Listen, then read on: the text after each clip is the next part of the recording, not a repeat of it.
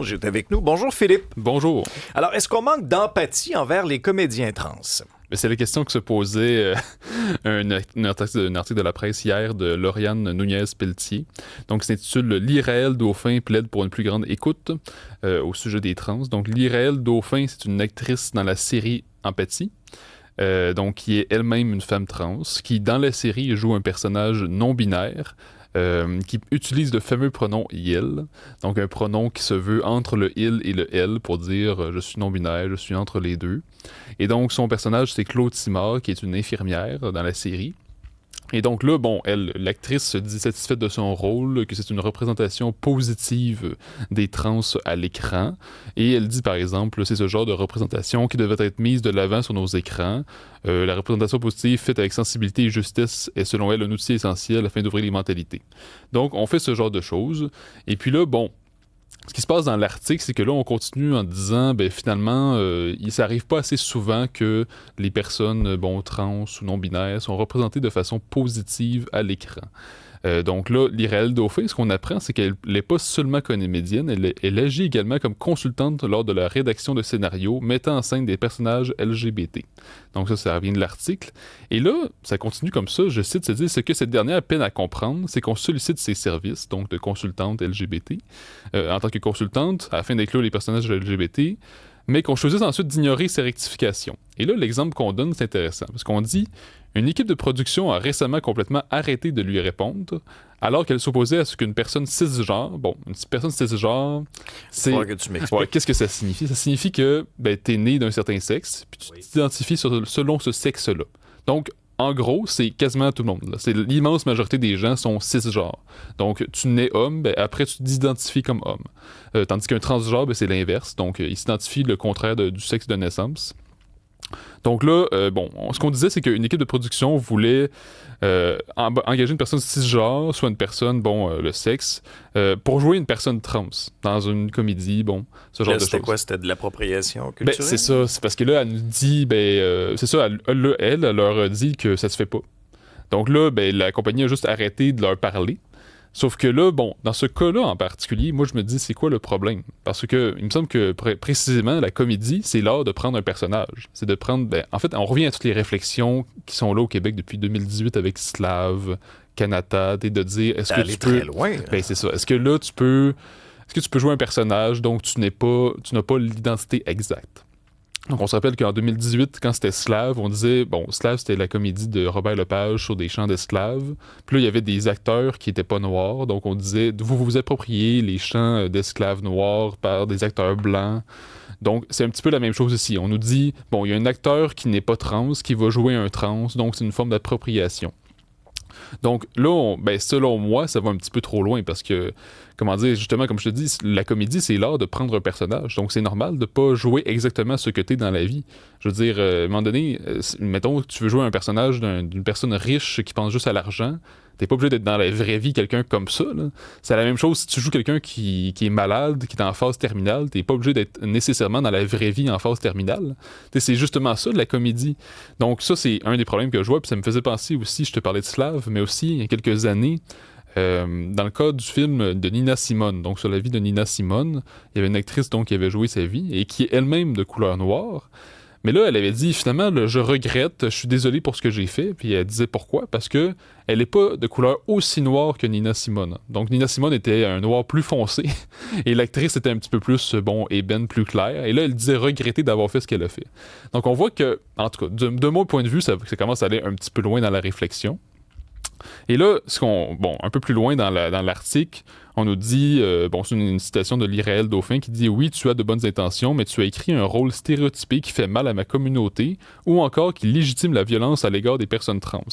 Il va y avoir des conséquences dans ma vie et dans la vie de plusieurs autres personnes. » Sauf que là, le problème que je vois ici, c'est qu'on donne pas d'exemple. Donc on nous dit, on fait des rôles stéréotypés, ça fait de la violence à l'égard des personnes trans, mais quels sont les exemples? Parce que moi, j'essaie de penser à la façon dont on représente les personnes LGBT à l'écran ou dans différentes représentations, que ce soit les comédies, n'importe quoi.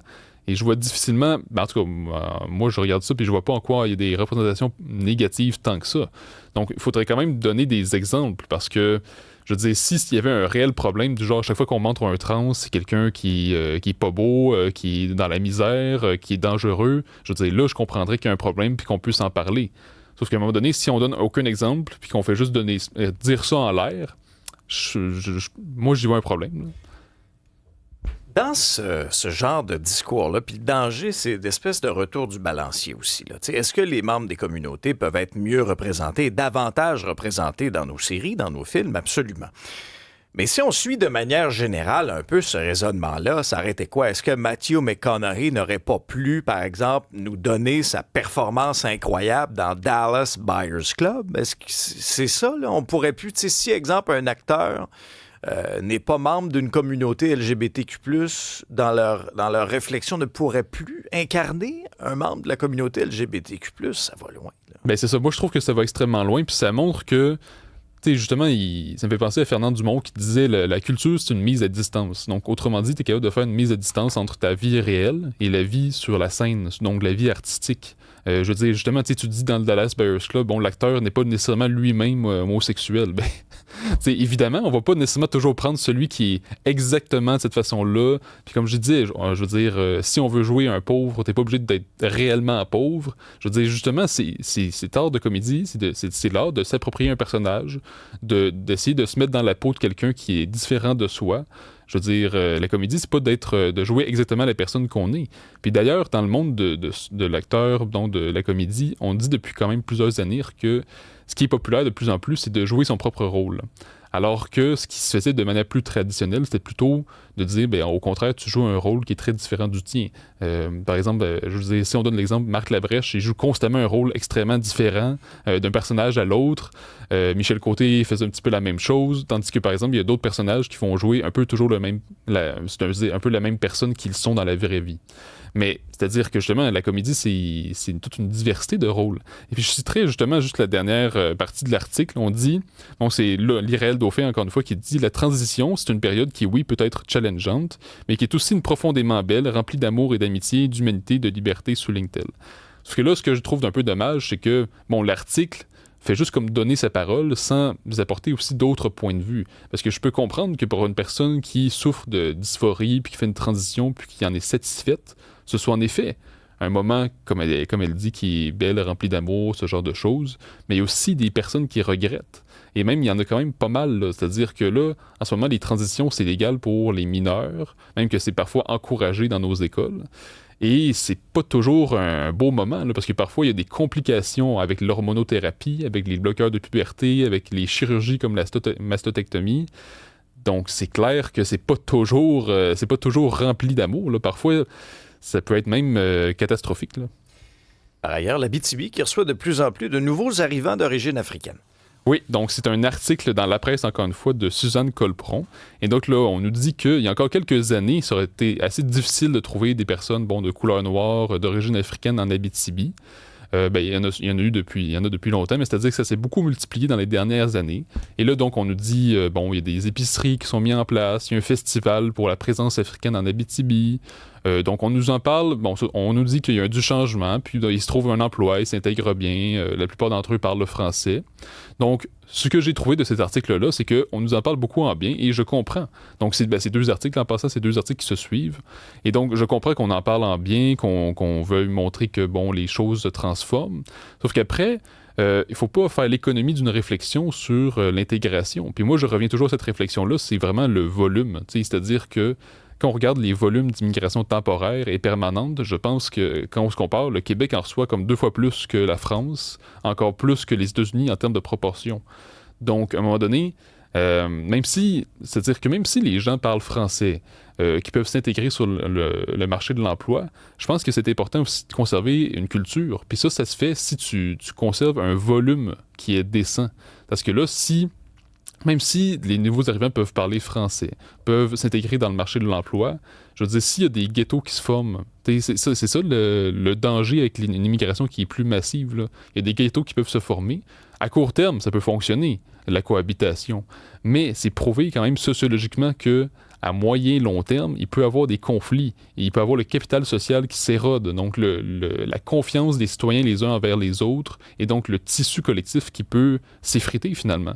Et ça, cette réflexion-là n'est pas faite dans l'article. Donc, c'est vraiment important de conserver un capital social, et ça ne peut pas se faire si on n'a pas un souci d'intégration culturelle des nouveaux arrivants.